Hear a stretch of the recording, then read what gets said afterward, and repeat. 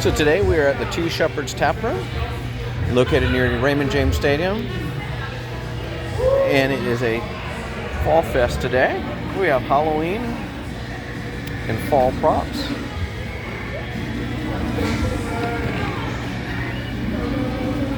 A lot of our props are double-sided.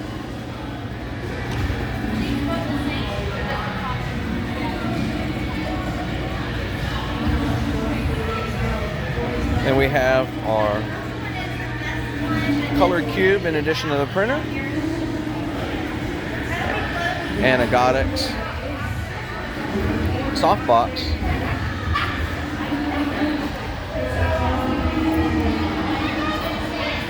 And we did a little something different where we have the sound coming up since it is a Halloween theme.